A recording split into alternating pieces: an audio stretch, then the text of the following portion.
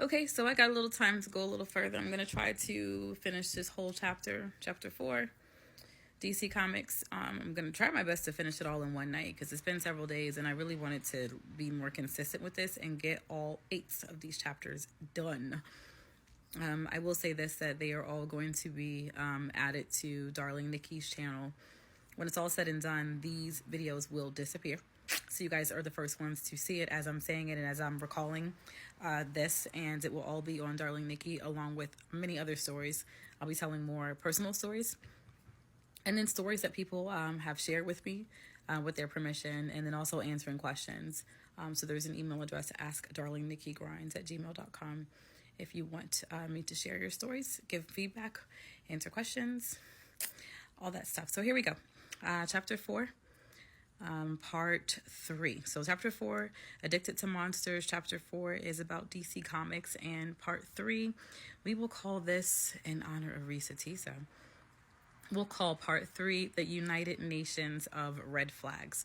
So I am going to try my best to recall all of the red flags that were there that I wish I had seen in the moment, but I didn't because I was so blinded by, oh my God, he's my knight in shining armor. He's my Prince Charming. He loves me so much. He's showering me with so many love and gifts, and he's treating me like a princess, and he's spending money on me, and he's taking me on these little trips, all of that stuff. And then of course, oh, he put me on a radio show, and you know, he knows all these people. He got me in a music video, and all this stuff really did happen. He's got this beautiful mansion that he says is his. And so when we get married, you know, we're going to live here, and this will be great. You know, this will be great for my daughter to have this beautiful home, and, you know, this beautiful home and pool and stuff. And it's so sweet that he's taking care of his mother. And, you know, and he says that his brother and sister-in-law are just there for a little while. By the time we get married and settled, you know, they'll be gone. We'll have the house to ourselves. Cap. I wish I had a baseball cap on right now so I could just take it off and throw it just for the effect. Just big cap. All right. So those are some red flags right now. That's part of the nation. So United Nations of red flags. He never ever really made sex a big deal. He barely showed a lot of physical affection, which I was fine with that because at that time of my life, I didn't want it. I did not want to be touched. I was still processing, you know, sexual trauma and just so many things. And, I just wanted to feel respected. I wanted to be able to feel respected, valued, but I did not want to feel sexy. You know, I came out of a marriage with a man who was addicted to porn. So all that stuff made me feel really disgusting. And I think that was also a part of the lure with DC Comics. He was never that pushy when it came to any of that stuff. I would get some hugs, but they were like the safe hugs, not like the sexual hugs from him. And we would kiss a little bit, but here's something else I don't think I shared with a lot of my partners. Tongue kissing was something that I didn't like. It put me back in a space, and it made me feel disgusting. And it also made me feel like I was being R-word because that man that we called Malice, he used to force me. He would force his tongue in my mouth. He would force me to tongue kiss him. And so it would take me back there. It was a trigger, and it would put me back in that place of trauma. So, and then also, you know, smell is really a big thing. Like, smell is connected to memory. So if a man tried to tongue kiss me, I would immediately start to smell cigarettes.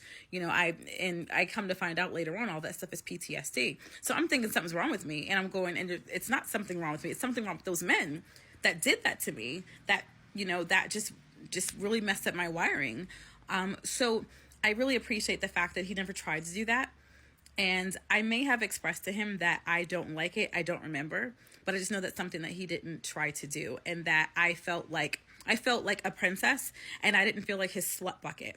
So, you know, I was really happy and excited about that. And even when I told him, like, I don't want to become sexually active until we're married, or I know that's what we're doing. And so that was it. There was no pushback from him about that. So I'm working.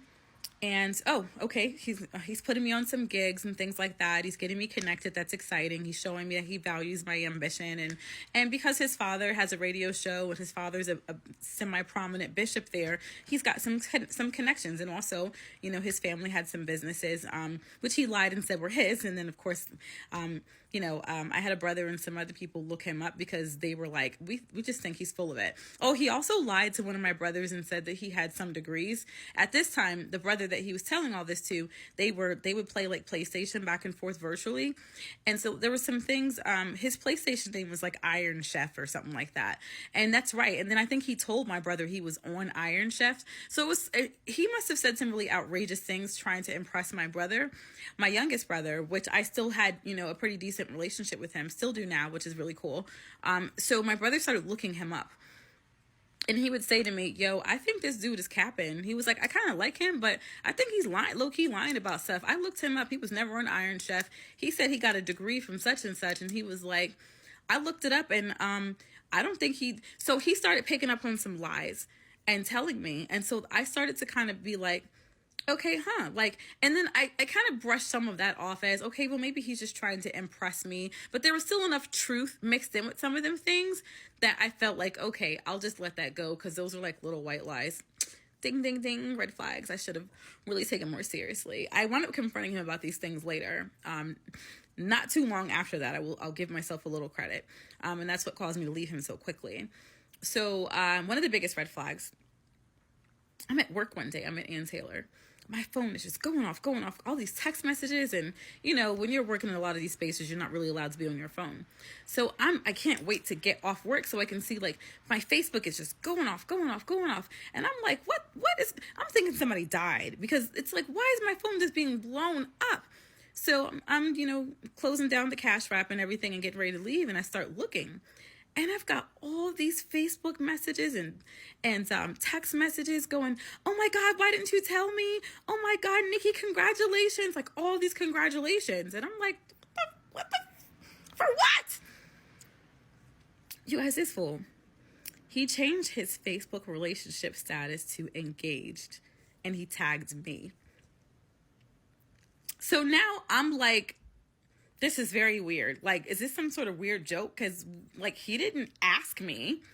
So I'm leaving and, closing up and pulling down the gate at the store in the mall. At this time, I was working in Grapevine Mills Mall. That mall is huge, y'all. That's like exercise working there. That's why I was able to stay so skinny, too. So him and our daughters are sitting right outside at one of the benches outside of the Ann Taylor store. And the girls are just, really giddy and stuff, but that's nothing new. So I approach him. And, like, before I can even ask him, like, what is this all about? He doesn't get down on one knee or anything, y'all. He just opens up a ring box, and I am blinded, okay? I am blinded by the blingage. I sold the ring, y'all, because when I'm done, I'm done. I don't want no parts of you left. Now, sometimes I wish I had kept it, because it was beautiful. It was beautiful. And it was real, because when I sold it, I got a nice little chunk of change. But I'm blinded by the blingage. So I don't even think twice about the fact that was like, that was the laziest proposal ever. And it was also like, that was manipulation because we never really had a conversation about this. Not like we didn't really ever before a person proposes, you kind of know it's coming. So I say yes. Cause I'm just like, okay, this is like I said, I'm blinded by the blingage. So that's how we got proposed. I mean, that's how we got engaged. Just like that. I had said to him in the recent, sometime recently, I'm not interested in it. Then he comes up with this ring. The ring blew me away. And I'm like, okay, he might be capping on some things, but he's still the real deal. Because if he can afford this and everything else that I'm seeing that he's showing to me and the fam, okay, I'm gonna go with it. There's some things that need to be improved and worked on, but for the most part, it seems like this is good. That's what's up. Wait for it. All right, let's go on to part 4 and talk about the other red flags.